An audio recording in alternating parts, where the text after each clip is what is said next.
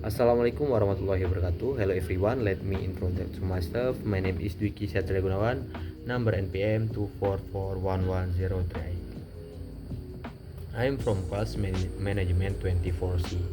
In today rapidly growing market economy, consumers are no longer dealing with simple transactions. Every day we interact with countless products and services through online shopping platform, digital banking, in-store services, and transportation application. Will this development bring convenience? They also increase the rise of unfair business practice.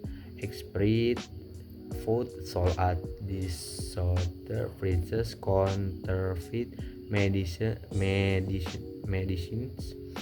that endanger how or unexplained price surge in digital services are not longer rare case.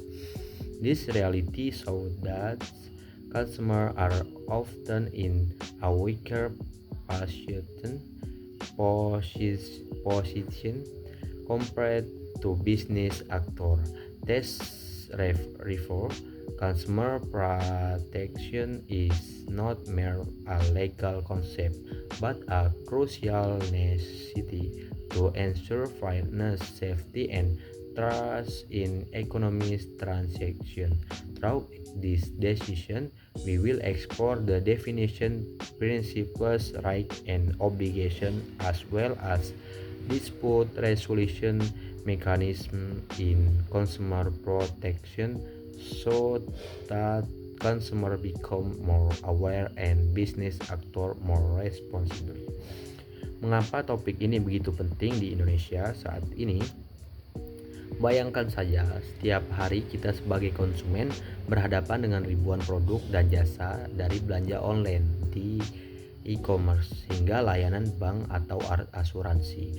Sayangnya masih banyak kasus produsen nakal seperti makanan kadaluarsa yang dijual murah, obat palsu yang merugikan kesehatan, atau aplikasi ride hailing yang tagihannya tiba-tiba melonjak tanpa alasan jelas. Dari data YLKI menunjukkan ribuan pengaduan per tahun, membuktikan bahwa tanpa perlindungan kuat, konsumen seperti domba di tengah serigala pasar bebas. Mari kita bahas satu persatu agar kita semua jadi konsumen cerdas dan pelaku usaha bertanggung jawab. Yang pertama, definisi dan tujuan perlindungan konsumen. Pertama, apa itu perlindungan konsumen? Secara sederhana, menurut Undang-Undang 08 tahun 1999, ini adalah segala upaya hukum yang menjamin kepastian hukum bagi konsumen untuk melindungi dari praktik usaha yang merugikan. Bukan sekedar slogan, tapi payung hukum nyata yang menangani keluhan konsumen terhadap barang atau jasa cacat. Contohnya, ingat kasus mie instan yang mendukung plastik tahun lalu. Itu jadi bukti betapa vitalnya undang-undang ini. Tujuan utamanya diuraikan di pasal 3. Ada 6 poin strategis. Yang pertama, meningkatkan kesadaran, kemampuan, dan kemandirian konsumen agar bisa melindungi diri sendiri, misalnya rajin cek label BPOM sebelum beli obat. Kedua, angkat harkat dan martabat konsumen dengan hindari ekses negatif seperti alergi parah dari kosmetik ilegal atau keracunan makanan. Ketiga, berdayakan konsumen untuk memilih, menentukan, dan menuntut haknya seperti komplain, retur di marketplace. Keempat, ciptakan sistem yang transparan dengan keterbukaan informasi dan akses data mudah seperti label halal atau komposisi gizi yang jelas. Kelima, tanamkan kesadaran pada pelaku usaha agar jujur dan bertanggung jawab, bukan tipu-tipu harga. Keenam, tingkatkan kualitas barang atau jasa demi kelangsungan usaha sekaligus kesehatan, kenyamanan, keamanan, dan keselamatan konsumen. Tanpa tujuan ini, ekonomi kita bisa ambruk karena hilangnya kepercayaan publik. Selanjutnya, asas-asas perlindungan konsumen. Fondasi hukumnya adalah 5 asas mendasar yang jadi pegangan hakim dan pengawas. Yang pertama, asas manfaat. Perlindungan harus bermanfaat nyata bagi masyarakat luas, bukan formalitas belaka. Asas kedua, asas keadilan. Adil bagi konsumen yang lemah posisinya maupun pelaku usaha yang berinvestasi besar. Asas ketiga, asas keseimbangan. Samakan kekuatan tawar-menawar karena konsumen sering kalah melawan koperasi raksasa. Asas keenam, melindungi dari bahaya fisik atau finansial seperti mainan anak berbahan beracun. Terakhir, asas kepastian hukum. Aturan jelas, prosedur tegas, sanksi pasti agar tak ada celah korupsi. Asas-asas ini seperti pilar rumah, kuat dan saling mendukung memastikan transaksi konsumsi adil dan aman. Selanjutnya, hak dan kewajiban konsumen. Sekarang mari ke inti. Hak konsumen ada 9 hak pokok. Hak pertama, kenyamanan, keamanan, keselamatan dan konsumsi barang atau jasa. Contoh helm SNI saat naik motor. Hak kedua, pilih dan dapatkan barang sesuai harga, kondisi dan jaminan yang dijanjikan. Tak ada tipu daya diskon bohongan. Hak ketiga, informasi benar, jelas, jujur tentang kondisi dan garansi. Hak keempat, suara pendapat dan keluhan didengar. Hak kelima, advokasi, perlindungan, penyelesaian patut. Hak keenam, pelatihan atau pendidikan konsumen gratis. Hak ketujuh, layanan benar, jujur, non-diskriminatif, tak pandang suku atau status. Hak ke-8, ganti rugi atau pergantian jika tak sesuai kontrak. Hak ke-9, hak lain per undang-undang terkait. Tapi hak datang dengan kewajiban agar tak disalahgunakan. Konsumen wajib baca, ikuti petunjuk pemakaian demi keselamatan. Jangan salahkan produsen jika abaikan warning. Jangan goreng ulang.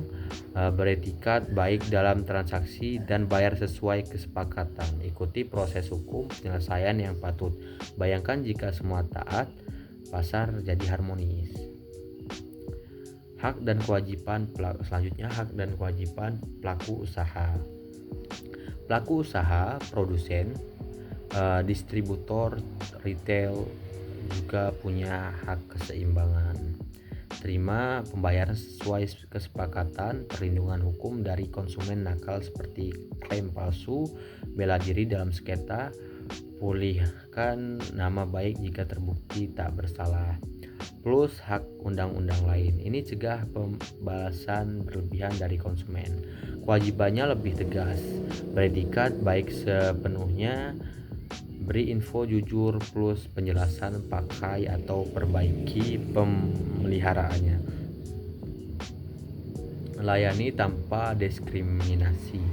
Jamin mutu sesuai standar nasional seperti ISO atau SNI.